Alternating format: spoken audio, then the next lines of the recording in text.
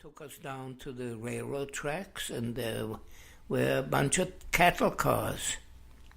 And they put in each cattle car a bucket, and then they loaded 100 people per car.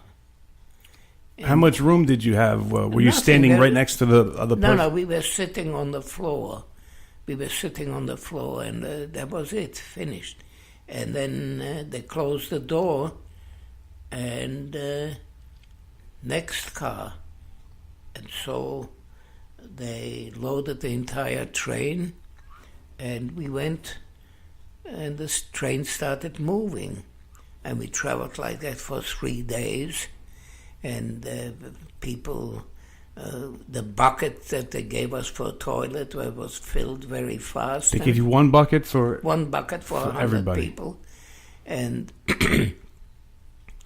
we suddenly were faced with lying in our feces and in our urine, and some people died. There were old people with us, and we traveled like that for 3 days, and then the doors opened, and we were all scrunched up, and suddenly the daylight hit us, and we were blinded, and people were screaming at us we should get out of the cars, and there were SS men walking around, and also... Did they have guns? No, they didn't have guns. They had walking sticks. And there were prisoners, and they also had walking sticks, but prisoners with striped uniforms. And they just went inside the cars, and they hit people over the head and wherever they could. And eventually we managed to get out of the car, and people left. Some people had property with them, had a suitcase or so, and they left it only in the railroad track, and we were taken down. And then they separated the men from the women, and we were taken into the camp. And when we got into the camp, there was electrically charged barbed wire there, and there were some buildings with huge chimneys where smoke poured out, and we didn't know where we were, so we asked, where are we? And they told us we'd be in Auschwitz II, which was the extermination. There were actually 3 Auschwitz camps in the immediate vicinity. There was Auschwitz II, which was strictly for extermination.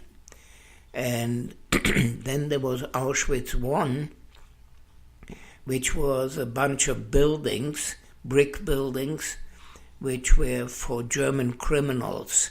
It was an overflow of the German penitentiary system. And these were German criminals who had spent already considerable time in prison. They were murderers, thieves, crooks, perverts, child molesters, you name it, and gay people. And then there was a third camp, Auschwitz III, which was strictly a manufacturing plant, Buna, artificial rubber. But that was nowhere near us. It was a couple of miles away. Now my question is, why would they send you, a strapping, healthy kid, a boy? You must have been in your late teens. I was 16. 16. You could work. You could have helped. Why would they send you to the extermination camp? Because they had enough people to work. We were not really of any value to them. They didn't think that. They probably had limited applications. And frankly speaking, what I heard from some people who were in some of these working camps, I'm glad that I wasn't in one of them. Wow. I did work in Auschwitz. So when we get to Auschwitz...